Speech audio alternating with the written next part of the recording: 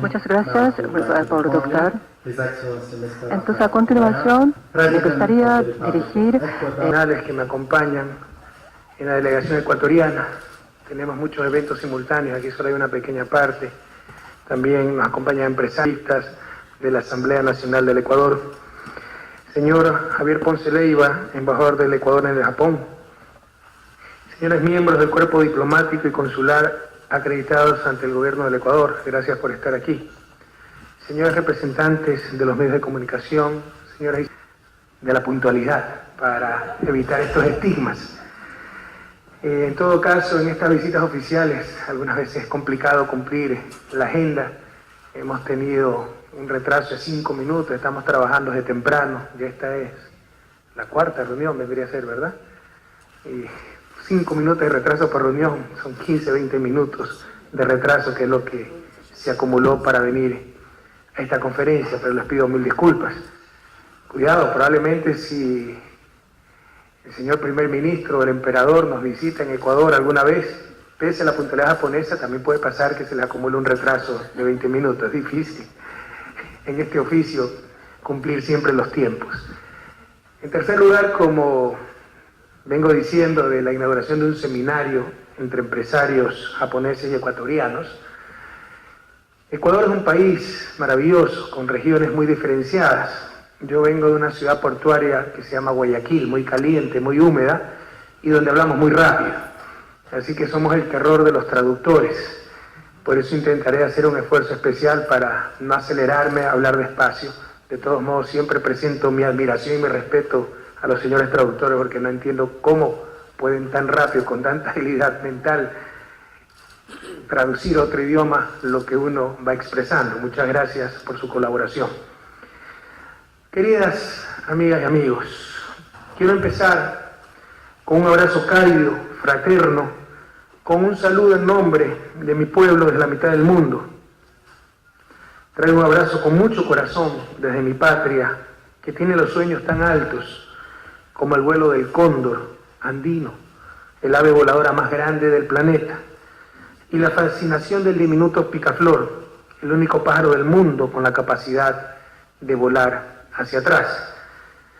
Ecuador es un país multicultural y plurinacional. En él se hablan más de 14 idiomas. El castellano o español es la lengua oficial. Nuestra nueva constitución estableció que el quichua y el shuar, lenguas ancestrales, sean lenguas oficiales de intercambio cultural. Somos un pequeño país en la costa pacífica de América del Sur. Estamos justo sobre la línea equinoccial ecuatorial. Mi país tiene apenas 256.000 kilómetros cuadrados, es decir, un 30% más pequeño que Japón. Pero tenemos una naturaleza increíblemente diversa. Llanuras tropicales en la costa, la cordillera de los Andes, la más larga del mundo, que nos atraviesa y pinta con paisajes maravillosos. En nuestro territorio está la montaña más alta de la Tierra, el Chimborazo, con 6.310 metros sobre el nivel del mar. Dirán, el Everest es más alto, pero está en la línea equinoccial. Es la más alejada del centro de la Tierra y la más cercana al Sol. Tenemos la selva amazónica con la más grande megadiversidad biológica. Y por si fuera poco, ahí están nuestras Islas Galápagos, patrimonio natural de la humanidad, donde Charles Darwin sustentó su teoría de la evolución de las especies. Todo a pocas horas o minutos de distancia por aire o por tierra. Ecuador es el país megadiverso más compacto del mundo y se encuentra sobre la línea equinoccial. Por todo esto, Ecuador se ha constituido en el ecocentro del mundo. Por mi intermedio, el pueblo ecuatoriano, gente buena, amiga, les invito a ustedes, a todos ustedes, a conocer el Ecuador, donde se sentirán como en su casa. Me han pedido hablar de los desafíos, veo una invitación del Ecuador y de América Latina. Solo tenía América Latina, pero pongo muchos ejemplos en referencia a la realidad ecuatoriana. Los desafíos de América Latina y Ecuador en el siglo XXI. En una exposición, ojalá tengamos tiempo después de responder inquietudes, preguntas y respuestas. Me preocupo por su horario, por el mío no se preocupen, ustedes saben que soy un vago tiempo completo, ¿no? Y tenemos bastante tiempo libre. En todo caso, ojalá haya esa oportunidad de realizar algún intercambio de preguntas y respuestas. Me es muy grato dirigirme a ustedes, distinguidas autoridades universitarias, maestros, maestras, estudiantes de este prestigioso centro académico de las Naciones Unidas, en el milenario y admirable Japón, el país del sol naciente, que es ejemplo para el mundo en tantos aspectos de la vida social y económica.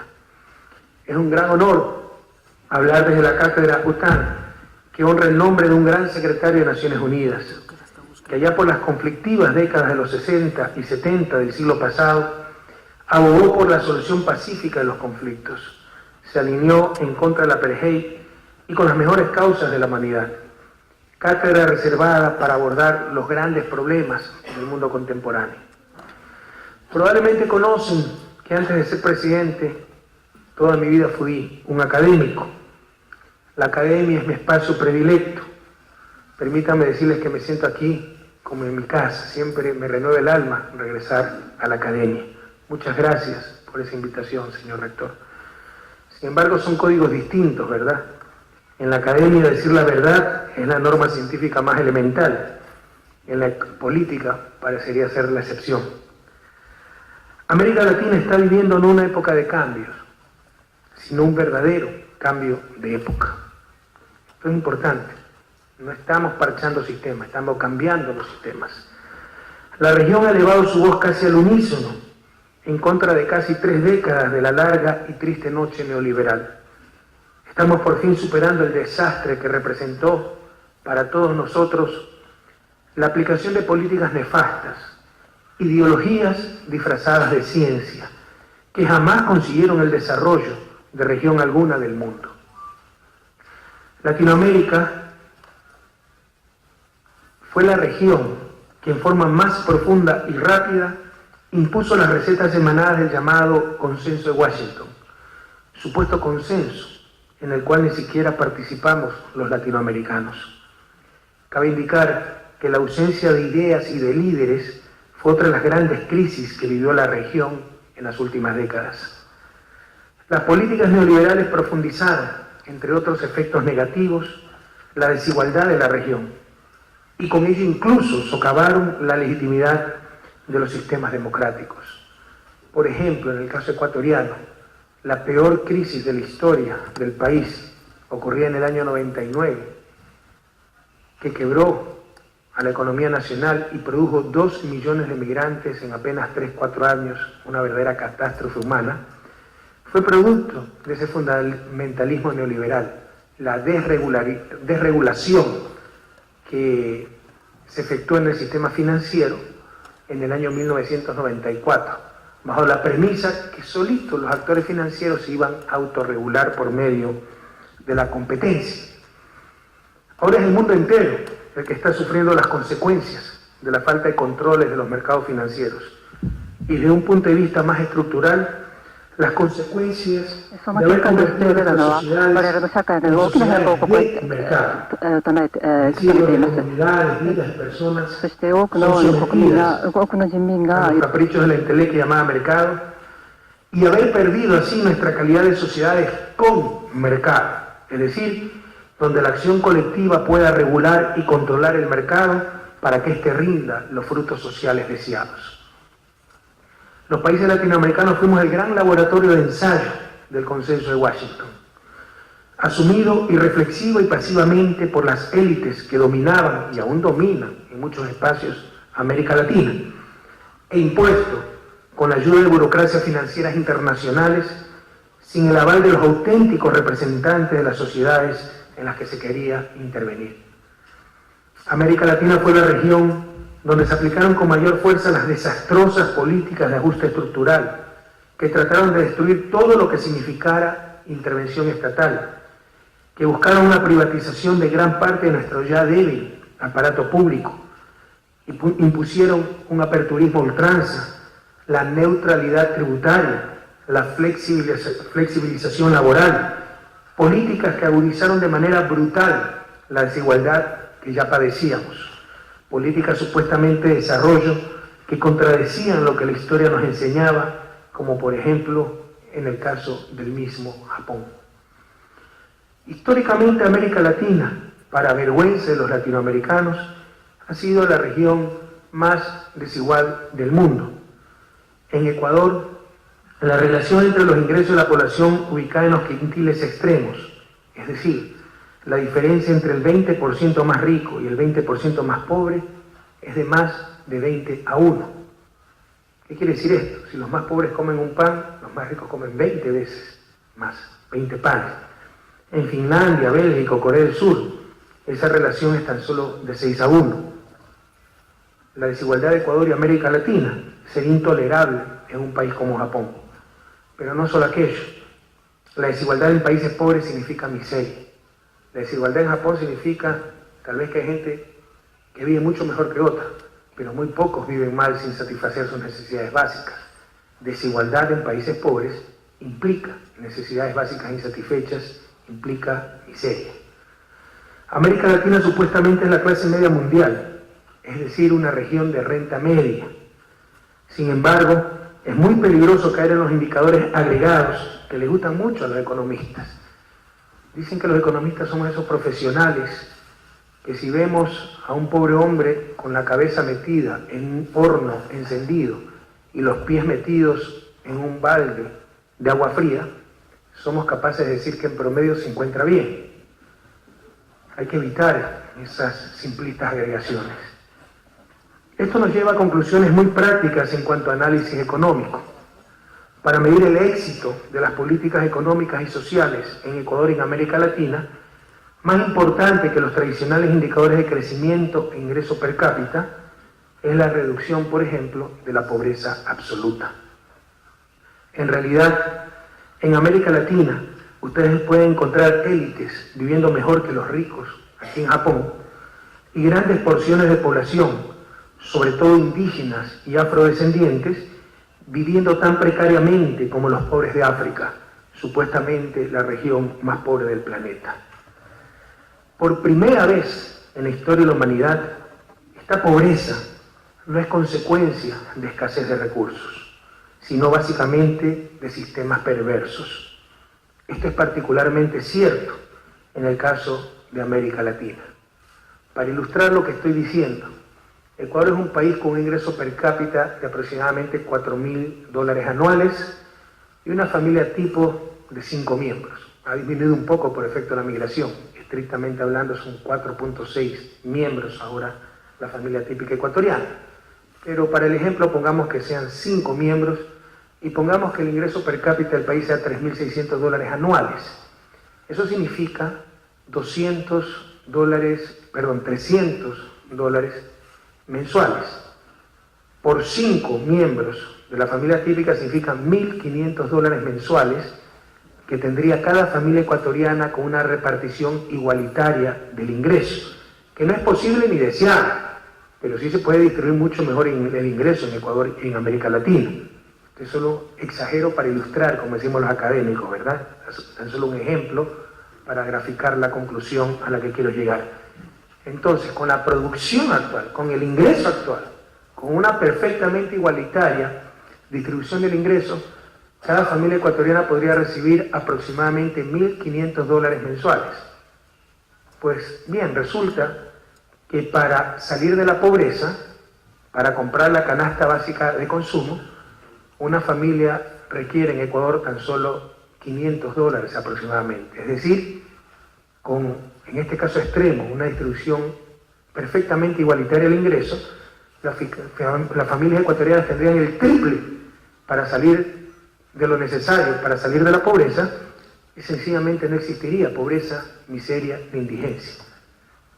¿Qué es lo que le quiero transmitir?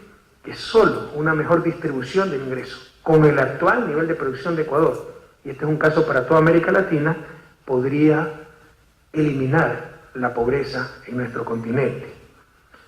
Todas las políticas públicas debieron estar encaminadas a disminuir la intolerable desigualdad económica y social, fruto de complejos factores, incluso culturales. Pero lo que hizo el neoliberalismo fue exactamente lo contrario, exacerbar esas desigualdades. ¿Por qué hablo de factores incluso culturales? Tema que yo le doy mucha importancia. Cada vez estoy más convencido que el cambio cultural es fundamental para el desarrollo, sobre todo el cambio cultural de las élites latinoamericanas. Permítanme dar un ejemplo ilustrativo, nuevamente el caso ecuatoriano. En Ecuador, como en el resto de América Latina, con excepción de unos contados países que están superando esta etapa, es aún generalizado el trabajo doméstico, contratar a una persona para que ayude en los quehaceres domésticos. Con ello, el bienestar de las clases altas y medias, y no hablo de empresas sino de hogares, se basa en la explotación de la clase baja, porque las condiciones de trabajo son terribles. Ustedes pueden escuchar familias de clase media, y esto pasa hasta desapercibido, ¿no? Que dicen, no hay nada mejor que vivir en Ecuador, jamás vamos a alcanzar los niveles de vida que tenemos en Ecuador en otros países, porque aquí tenemos servicio doméstico, sin entender que su bienestar se está basando en la explotación de los más pobres. Y no es un problema de recursos, sino de mentalidad. Ustedes fácilmente pueden encontrar en Ecuador las mansiones más opulentas, que el cuarto de la servidora doméstica tiene que ser más pequeño que el vestidor del cuarto principal de la casa, sin ventanas, sin baldosas. ¿Por qué? Sencillamente porque es la empleada doméstica y cree la élite, y muchas veces la clase media, que no tiene derecho a vivir como persona. Un problema cultural muy grave. Y más grave porque todas estas cosas han sido institucionalizadas históricamente en el país. Todavía nuestro Código Laboral establece que estas empleadas domésticas, que yo les llamo las esclavas domésticas, solo tienen un día libre cada 2 semanas. Eso está instituido en nuestro Código Laboral y aún hoy no lo hemos podido cambiar con nuestro gobierno. Sin embargo, obviamente hemos controlado que tengan la jornada laboral normal, etc. Pero estrictamente hablando, la ley permite que solo tengan un día libre cada 2 semanas. Corea del Sur es el país con jornada laboral más larga, un promedio de 56 horas semanales. Pues aquí tienen un ejemplo de gente que trabaja más largamente aún, fácilmente 70 horas semanales y siguen en la miseria. Antes de nuestro gobierno, el salario mínimo de las empleadas domésticas, inexplicablemente, era menos de la mitad del salario mínimo de los demás trabajadores. Legalmente, institucionalmente se decía, las empleadas domésticas no tienen derecho a vivir como el resto. Es decir, la explotación y la discriminación institucionalizada. Ecuador y América Latina no necesitaban leyes explícitas de apartheid. Bastaban estas barbaridades para estructuralmente mantener la desigualdad y la exclusión. La solución al problema de distribución es y era exactamente lo opuesto al paradigma neoliberal. Por supuesto, en el fundamentalismo neoliberal, la famosa mano invisible, además de la mayor eficiencia en el uso y asignación de recursos, lograría la mejor distribución, la mayor justicia social. Todo esto es más cercano a la religión que a la ciencia. La historia, empezando, insisto, por la japonesa, nos demuestra que para lograr la justicia e incluso la misma eficiencia, se requieren manos bastante visibles de la acción colectiva, de una adecuada pero importante intervención del Estado, que no es otra cosa que la representación institucionalizada de todos nosotros, el medio por el cual la sociedad realiza esa acción colectiva. Técnicamente, son más que conocidas las políticas para lograr una mejor redistribución, sistemas impositivos progresivos que financien un adecuado gasto público. Pero ¿qué nos decía el fundamentalismo neoliberal? Que había que tener neutralidad financiera. Todos teníamos que pagar por igual y mientras menos impuestos mejor. No que los más ricos tenían que pagar más. Y que se requería la minimización del Estado y privatizaciones. Es decir, que hasta cosas tan elementales, derechos humanos tan fundamentales como educación, salud, debían convertirse en simples mercancías provistas por el sector privado. Todo esto exacerbó la desigualdad, porque muchas de estas cosas se aplicaron en América Latina. Otro factor para mejorar la distribución, control de poderes de mercado, en especial en el mercado. No me gusta hablar mucho de mercado laboral, porque se puede entender que el trabajo humano es otra simple mercancía, cuando el trabajo humano no es un factor más de producción, es el fin mismo de la producción. Pero un medio para mejorar la distribución es el control de poderes de mercado, leyes antimonopolio, etc. Y sobre todo en el mercado o sistema laboral. ¿Qué se hizo en época neoliberal? Exactamente lo contrario. Para ganar competitividad, ¿cómo compitieron nuestros países? No por avance tecnológico, no por mejoras en la competitividad sistémica, simplemente precarizando la fuerza laboral, deteriorando las condiciones de trabajo. El eufemismo de flexibilización laboral lo que hacía era esconder mecanismos de explotación que se legalizaron. Por ejemplo, la intermediación laboral, una modalidad que se instauró en Ecuador y en otros países de América Latina y que básicamente era: yo pongo una empresa sin trabajadores, el que contrata una tercera empresa y así eludo obligaciones laborales elementales. Esto era una jugada magistral para maximizar utilidades de acuerdo a ciertos empresarios y prácticas empresariales miopes. En realidad fue nefasto, disminuía productividad. ¿Para qué invertir en capacitación si los trabajadores no son míos? Contrasten esto con el ejemplo de Japón, uno de los países de mayor productividad del mundo, donde existen incluso empleos vitalicios, y así se generan vínculos de lealtad e incentivos comunes. Si yo saco adelante la empresa, me estoy sacando adelante yo mismo. Pero en Ecuador, si ni siquiera trabajaba para la empresa, si ni siquiera era partícipe de las utilidades de la empresa, ¿por qué iba a esforzarme para sacar adelante esa empresa? Los efectos en cuanto a productividad de estas medidas torpes, los efectos en cuanto a destrucción de la cohesión social fueron terribles. De hecho, existen estudios econométricos, incluso trabajos realizados por mí mismo, que demuestran que la flexibilización laboral fue la reforma estructural que peores resultados dio en la región, en América Latina.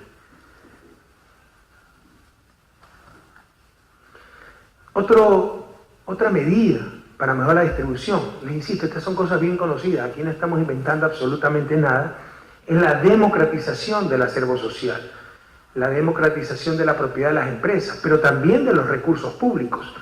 Lo que se hizo en Ecuador fue exactamente lo contrario. En Ecuador menos del 2% de las familias poseen empresas y habían bienes públicos como las playas y bahías que fueron concesionadas porque pertenecen, de acuerdo a la Constitución, al Estado, no pueden ser privatizadas, y fueron concesionadas, dadas en concesión, pero no a los pobres, sino a los ricos, sin ninguna condición.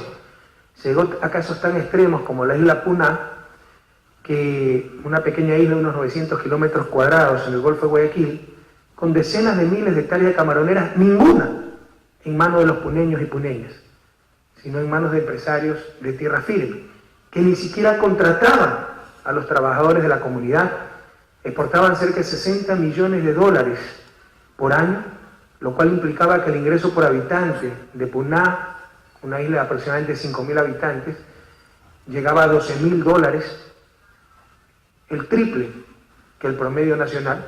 Sin embargo, todo el mundo vivía en la miseria. Ni siquiera para esas concesiones se tomaron la molestia de poner como condición, asumiendo el pretexto de que los comuneros, los puneños, no iban a poder desarrollar las camaroneras y se necesitaba el empresario capitalista, pero ni siquiera se puso la condición de que contraten mano de obra local, de que después de unos años capaciten a los lugareños, a las comunidades de la isla para que después se hagan cargo de las camaroneras. Sencillamente ese acervo social a los que más plata tenían. Es decir, todo lo contrario a lo que indicaba la realidad del país, la necesidad de mejorar la distribución. ¿Por qué no se hizo lo obvio? Más aún, ¿por qué se hizo exactamente lo contrario a lo que se necesitaba? Sencillamente, esta es una lección muy importante para ustedes, estudiantes, y si hay estudiantes de economía, uno de los graves defectos de la economía, que el poder pase de manos de unas cuantas élites a las grandes mayorías. Felizmente, esto es precisamente lo que está ocurriendo en la gran mayoría de los países latinoamericanos, como lo están demostrando los procesos políticos en Ecuador, Bolivia, Venezuela, Brasil, Argentina, Paraguay, Uruguay. Todavía falta mucho camino por andar. En América Latina, el ganar las elecciones no significa ganar el poder. Los poderes fácticos normalmente continúan intactos. Cámara de producción, capitales financieros, los mismos medios de información que en América Latina juegan un claro rol político en defensa del status quo, en defensa de los grupos privilegiados de siempre.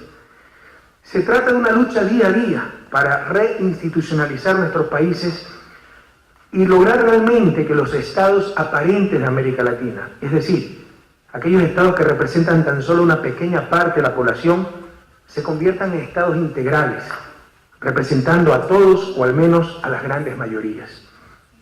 Más allá de tecnicismos y simplismos economicistas, y les habla un economista, este es el desafío fundamental de América Latina a inicios de este siglo, el cambio de las relaciones de poder en la región, a favor de las grandes mayorías.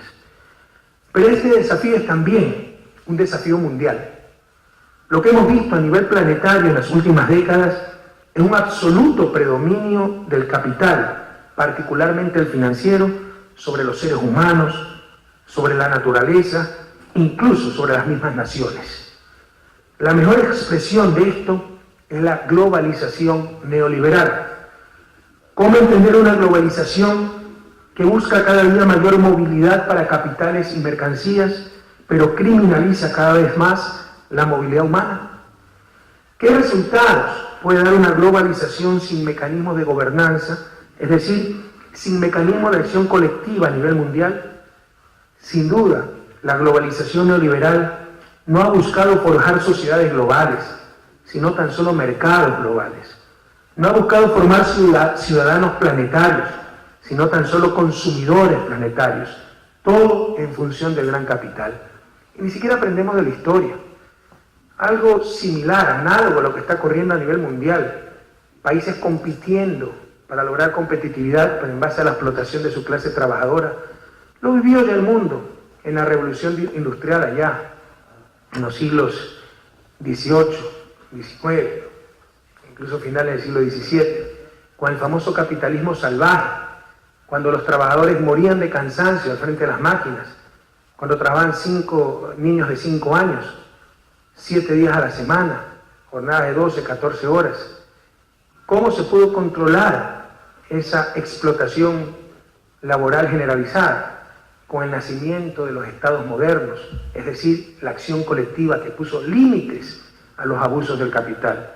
Pues precisamente algo similar está pasando a nivel mundial para evitar los excesos de la globalización neoliberal. Acción colectiva, instituciones de gobernanza a nivel planetario. Las consecuencias están a la vista, sobre todo con la crisis que estamos viviendo. Pensar que esto se va a solucionar tan solo inyectando billones de dólares al sector financiero, sin cambios sustanciales en el sistema, es ingenuo. Como ingenuo es creer que se trata de un problema puramente técnico. Se trata de un problema político. El gran desafío mundial es que los ciudadanos y las sociedades retomen el control sobre los mercados y los capitales. Sin embargo, no nos engañemos. El cambio en las relaciones de poder para el desarrollo es necesario, pero no suficiente. Es tan solo el punto de partida, no el punto de llegada. El rol de la ciencia y tecnología es fundamental. El cambio tecnológico pulverizó nociones simplistas del avance social. Llámense estas materialismo dialéctico o egoísmo racional. Un importante avance tecnológico puede generar mayores cambios sociales que cualquier pretendida lucha de clases o competencia entre individuos. El mundo, y sobre todo los ciudadanos de las sociedades más desarrolladas, han soportado tanto el predominio del mercado y del capital gracias al impresionante avance tecnológico del siglo pasado y las consiguientes mejoras en los niveles de vida. Esto no significa que el sistema dominante es el idóneo para la generación de ciencia y tecnología. De hecho, gran parte de los avances en este sentido se generan fuera de la lógica de mercado, en universidades sin fines de lucro e instituciones públicas. Lo que es claro es que el sistema que predomina en el futuro será en gran medida aquel que permita generar mayor avance tecnológico. Y esto también es esencial para un desarrollo sustentable. En este sentido, no soy tan pesimista en cuanto al futuro de la humanidad, sin que esto signifique de manera alguna disminuir la importancia de los problemas ambientales que hoy enfrenta el planeta. Sin embargo, confío en la capacidad del ser humano. Ya existen tecnologías que, por ejemplo, descontaminando el agua, pueden generar energía. Pero en ese otro gran desafío, que es el cuidado del único planeta que poseemos, también existe un problema político. Hablando técnicamente, la generación y protección de bienes públicos globales, es decir, bienes de libre acceso y sin rivalidad en el consumo. El aire puro yo lo puedo respirar y ustedes también. Nadie tiene que pagar para hacerlo y no es porque ustedes respiran, yo dejo de respirar. Entonces, eso es lo que se llama un bien público puro, de libre acceso y sin rivalidad en el consumo. A diferencia del otro extremo, un bien privado puro, donde para acceder a él, una manzana, tengo que pagar por la manzana. Y mientras yo como más la manzana, otro va a comer menos manzana, al menos de la misma manzana, ¿verdad? Hablando técnicamente, la generación y protección de bienes públicos globales, como el medio ambiente, requiere de acción colectiva global y de un cambio profundo en la lógica económica, donde se compense la generación de valor, no simplemente la generación de mercancías. El bien público privado es susceptible de tener un precio, porque tiene capacidad de exclusión. Si no paga, no recibo la manzana. Por eso se convierte en mercancía. Es decir, mercancía es un bien con un precio monetario explícito, o susceptible de tener un precio monetario explícito. ¿Cuál es el precio monetario explícito del medio ambiente? Como no hay capacidad de exclusión, como es un bien de libre acceso, no es susceptible de tener esos precios monetarios explícitos. Por ejemplo, si yo quiero comprarle un tractor a Japón, tengo que compensarlo por ello, pero por todo el medio ambiente que genera la selva amazónica, pulmón del planeta sin el cual la vida humana en la Tierra sufriría un grave deterioro, sino la extinción total, los países de la cuenca amazónica no recibimos absolutamente nada a cambio. ¿Por qué también es entonces un problema político? Porque sencillamente, si los países que generan estos bienes públicos fueran los países ricos, hace rato ya se hubieran impuesto, por la razón o por la fuerza, para recibir las adecuadas compensaciones. Sin duda, Kioto ha sido el más importante avance de la economía de mercado, o más exactamente, una mezcla de acción colectiva y de mercado para la generación y protección de los bienes públicos ambientales. Sin embargo, sus incentivos fueron incompletos, injustos e incluso distorsionadores. Por ejemplo, se compensaba con bonos de carbono a los países que reforestaban, pero no a aquellos que mantuvieron el bosque en pie, con lo que la mejor estrategia, a nivel financiero, era cortar el bosque, vender la madera y luego recibir una compensación adicional en bonos de carbono por volver a sembrar. Ustedes saben que esos bonos se intercambian en el mercado de bonos, donde los demandantes son las empresas que requieren esos bonos para tener capacidad de contaminación, empresas de los países suscriptores del Tratado de Kioto. Dicho sea de paso, Estados Unidos no ha ratificado el tratado. Por ello ya se están discutiendo los mecanismos RED, Reducing Emissions from Deforestation and Forest Degradation in Developing Countries, para compensar a los países que no cortaron el bosque. Pero esto sigue siendo insuficiente. Partiendo de lo que se quiere es generar y proteger el bien público llamado medio ambiente, lo que hay que compensar es la contaminación neta evitada. Este es un concepto muy importante. La contaminación neta evitada. Es decir, tanto las acciones que ayudan a limpiar el medio ambiente, en nuestro ejemplo el bosque en pie, cuanto las omisiones o inacciones que evitan que se contamine el medio ambiente. En términos de contaminación neta evitada, limpiar es equivalente a no ensuciar. Precisamente es en esta lógica que Ecuador ha presentado al mundo la iniciativa Yasuní ITT, dejar bajo tierra las mayores reservas petroleras probadas que tiene el país, las cuales se encuentran en una de las zonas de mayor biodiversidad del planeta, con lo cual, además de proteger la biodiversidad, se evitaría enviar a la atmósfera más de 400 millones de toneladas de emisiones de CO2. A cambio, Ecuador pide una compensación de parte de la comunidad internacional por la contaminación evitada. ¿Pero por qué compensar a Ecuador? Esto tiene una lógica económica muy clara, paradójicamente basada en la economía de mercado y los derechos de propiedad, tan impulsados por la visión del mercado y la visión neoliberal. Es decir, todo depende de quién tiene el derecho a realizar la acción. Ecuador tiene el derecho a extraer su petróleo. Para evitar que Ecuador extraiga su petróleo, tiene que ser compensado. Son principios muy conocidos y expuestos el siglo pasado por Ronald Coase, que incluso fue ganador del premio Nobel, que quien debe ser compensado es el que tiene derecho. Por ejemplo, si aquí se dice prohibido fumar y alguien que quiere fumar, tiene que pedir permiso al otro para poder fumar, porque es el otro el que tiene derecho a que no se fume. Y si fuera un economista fundamentalista neoliberal, incluso pediría una compensación. Te dejo fumar si me pagas algo, ¿verdad? Pero si aquí hubiera un letrero que dice se permite fumar, es el no fumador el que tiene que compensar al que fuma para que no lo haga, porque el que fuma tiene el derecho de hacerlo, ¿sí? Depende de quién tenga los derechos para ver quién recibe la compensación. Ecuador, como todos los países del planeta, tiene derecho a extraer su petróleo. Para evitar que lo haga, requiere una compensación. Esta es la explicación técnica de la compensación, pero suena bien feo, ¿verdad? Es como que si todo es mercantilista. En realidad, el Yasuní es una propuesta muy altruista.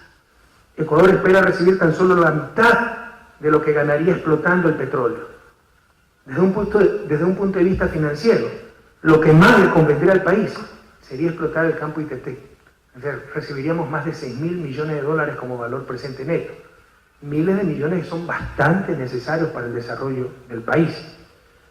Pero la iniciativa es un compromiso y sacrificio claro de un país pobre para enfrentar el cambio climático y el calentamiento global, donde la mayor parte del sacrificio recae sobre el pueblo ecuatoriano. Modestia aparte, como manifestó el expresidente de la Asamblea de Naciones Unidas y querido amigo, padre Miguel de Escoto, la iniciativa Yasuní Tetén es la propuesta más concreta que se haya presentado para luchar contra el calentamiento global. Es pasar de la retórica a los hechos concretos. De tener éxito la iniciativa, sería además un importante paso de un mundo que privilegia el poder a un mundo que privilegia la justicia. Y de generalizarse este tipo de compensaciones en base al concepto de contaminación neta evitada, se daría un cambio sustancial en la distribución del ingreso mundial a favor de los países pobres generadores de bienes ambientales, y no por caridad, sino, insisto, por estricta justicia. Lamentablemente, como decía Platón hace más de 3.000 años, la justicia es tan solo la conveniencia del más fuerte. Por ello, como habrán notado, al menos en el estado actual de la humanidad, siempre insistiré en que para lograr la justicia a nivel regional y planetario se requiere un cambio en las relaciones de poder. Les insisto, si los generadores de bienes ambientales públicos fueran los países desarrollados, hace rato que por la razón o por la fuerza nos hubieran exigido compensaciones. No obstante, mi optimismo en la capacidad humana de innovación y las posibilidades de un cambio sustancial en el paradigma dominante para que permita compensar la generación de valores de uso y la generación de bienes ambientales, es claro que esto no es suficiente para garantizar un desarrollo sustentable. Se trata de cambiar la propia noción de desarrollo. Si todos los ciudadanos chinos alcanzaran el nivel de desarrollo que tienen los japoneses, el planeta sencillamente colapsaría. No existirían los recursos naturales necesarios para sostener esa clase y nivel de vida. Es claro que lo que conocemos actualmente como desarrollo no es universalizable. La noción del buen vivir, el summa causale en idioma quichua, que no es la acumulación ilimitada de bienes materiales, sino la satisfacción de necesidades de base con justicia y dignidad, en armonía con la naturaleza y los demás seres humanos. Este concepto ya ha sido recogido en la nueva Constitución ecuatoriana, dicho sea de paso, la Constitución más verde del mundo, que por primera vez en la historia de la humanidad le otorga derechos a la madre naturaleza, Pachamama, en idioma quichua. Utópico, probablemente, pero de seguro menos utópico que pretender que el planeta aguantará la generalización de la noción occidental de desarrollo. Por último, cada vez estoy más convencido de la necesidad de cambio cultural para alcanzar el buen vivir. Cultura, entendida esta como el conjunto de ideas, creencias, visiones y valores acerca del mundo y la sociedad, transmitidos socialmente. Como escribía Antonio Gramsci, marxista italiano, de quien también es el concepto de Estado integral anteriormente citado, es necesaria la crítica de las costumbres. Como decía hace unos meses en la Universidad de Illinois, universidad donde me gradué y que me otorgaba un premio, y hace pocos días en el informe de la Nación, que tengo que dar cada 10 de agosto, fecha de la fiesta nacional, toda sociedad, japonesa, norteamericana, china, ecuatoriana, latinoamericana, toda sociedad y cultura tienen sus valores y antivalores, y debemos sacar experiencias de todos ellos. Por ejemplo, tal vez por la dureza de vida, creo que un latinoamericano está mucho más preparado que una persona de un país desarrollado para soportar situaciones extremas. De esta forma, si un norteamericano y un latinoamericano se pierden en la selva, probablemente después de un año será este último el que sobreviva. El problema está en que si se pierden en la misma selva 200 norteamericanos y 200 latinoamericanos, después de un año los primeros ya tendrán su escuelita, sus cultivos, incluso su iglesia, mientras que los latinoamericanos seguirán discutiendo quién es el jefe. Es decir, nos falta mucho para aprender a trabajar en equipo, ¿verdad, mis queridos amigos embajadores latinoamericanos? Nos falta mucho para aprender a trabajar en equipo. Este es otro de los motivos por los que América Latina en 200 años no ha logrado integrarse. Mientras que la Unión Europea tendrá que explicarle a sus hijos por qué se integraron, cuando logremos la integración latinoamericana, tendremos que explicarle a los nuestros por qué nos demoramos tanto. Hemos hecho lo más difícil, no integrar. En América Latina, todos quieren ser capitán y ninguno marinero. Incluso muchas veces se cree que democracia es la ausencia de autoridad, el irrespeto impune a las reglas de juego establecidas, lo que nos lleva a otro problema, las dificultades para que funcione el Estado de Derecho y el imperio de la ley. Si aquí en Japón se comete un error, se realiza el análisis correspondiente, se aplican las sanciones del caso y, sobre todo, se toman los correctivos para que no vuelva a ocurrir el evento. Si en América Latina se comete un error, le vamos a tirar piedras a la Embajada de Estados Unidos. Es decir, la culpa jamás es nuestra, siempre es de los demás. Siempre tenemos la razón. Probablemente los 200 latinoamericanos perdidos en la selva, de mi ejemplo anterior, después de no haber hecho nada para vivir mejor, incluso argumentarán que son el ejemplo a seguir, pues así protegieron a la naturaleza. De esta forma nunca reconocemos el error. No establecemos responsabilidades, peor correctivos. ¿Qué daño ha hecho el paternalismo en América Latina? Nuestra eterna victimización, donde todos nuestros males, que los hay y muchos, son culpa de terceros. Incluso nos inventamos toda una teoría para echar la culpa a terceros por nuestra pobreza y justificar así nuestra inmovilidad. La teoría de la dependencia. Es decir, nosotros éramos pobres porque ustedes eran ricos. Nadie puede negar a través de la historia los mecanismos de explotación que han existido. Me lo pueden decir a mí, que soy testigo privilegiado de esos mecanismos de explotación. Pero para poder resolver nuestros problemas, debemos aceptar que los principales, si no los únicos, responsables de nuestra situación, somos nosotros mismos. Si no, como de costumbre, todos vamos a hablar del cambio, pero que cambie el resto, porque yo no tengo nada que cambiar. Einstein decía que insanidad era hacer siempre las mismas cosas y esperar diferentes resultados. Uno de los grandes enigmas del desarrollo es por qué América del Norte se desarrolló y nuestra América no. Si un economista hubiera llegado a América, con Cristóbal Colón, hubiera concluido que lo que hoy llamamos América Latina se iba a desarrollar más exitosamente que Norteamérica. Es malo para los chistes, pero este chiste es bueno. Dicen que el primer economista fue Cristóbal Colón, porque cuando salió no sabía dónde iba, cuando llegó no sabía dónde estaba y todo fue pagado por el gobierno. En todo caso, este es un ejemplo hipotético que gracias a Dios en esa época todavía no existían los economistas. Pero si un economista hubiera llegado a América Latina con Cristóbal Colón, hubiera concluido que lo que hoy llamamos América Latina se iba a desarrollar más exitosamente que Norteamérica. Mientras que en ambas regiones abundaban importantes recursos naturales, en la primera ya existían sociedades bastante consolidadas, con importantes adelantos tecnológicos, en tanto que en la segunda apenas se contaba con unas cuantas tribus nómadas. Se han intentado dar respuestas a este enigma, siempre insuficientes, como la de Max Weber en su libro La ética protestante y el espíritu del capitalismo. Lo que es seguro es que la explicación no pasa por los simplismos economicistas, sino en función de dimensiones tan importantes como las cuestiones de poder y cultura. Como hemos visto, las élites latinoamericanas tienen necesidad de un profundo cambio cultural, del conformismo, de la victimización, de la apología de la pobreza, del ser finalmente los referentes del buen vivir cuando mantenemos intolerables contradicciones. Estimadas amigas y amigos, ojalá no los haya decepcionado. Probablemente de un presidente economista esperaban un sesudo análisis economicista lleno de datos y de cifras. En lo personal, pocas cosas me molestan más que análisis que pretenden ser técnicos y lo único que esconden es un insoportable simplismo, asumiendo un mundo en un vacío de fuerzas, haciendo abstracción de cuestiones tan fundamentales como poder, ciencia y tecnología, medio ambiente, cultura.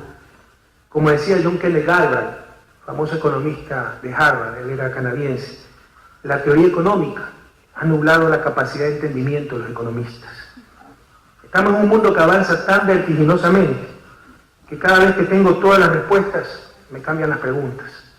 Por lo que no he pretendido con esta intervención dictar una cátedra de principios o conclusiones inmutables, sino tan solo elevar algunos puntos que considero necesarios para el análisis de nuestro momento histórico. Finalmente, como he tratado de dejar claro en esta intervención, considero que los desafíos de América Latina son los desafíos del planeta entero. La búsqueda de un mundo más justo y la erradicación de la pobreza, la cual por primera vez en la historia de la humanidad es fruto de sistemas perversos y no de ausencia de recursos, aunque requiere también frecuentemente un cambio cultural en los pobres, principales sujetos de su liberación. La búsqueda de una nueva noción de desarrollo que supere el consumismo y el productivismo, la acumulación ilimitada, el tener más cada día, y dé relevancia a los valores de uso, a los bienes públicos globales, a la armonía con la naturaleza, para todo lo cual es fundamental un adecuado desarrollo en ciencia y tecnología. Todo eso, en mi criterio, pasa por el cambio en las relaciones de poder, para que en el centro de todas las políticas nacionales, regionales y planetarias, finalmente se encuentre lo fundamental, lo esencial, más aún de ciencias como la economía, que son los seres humanos. Muchísimas gracias.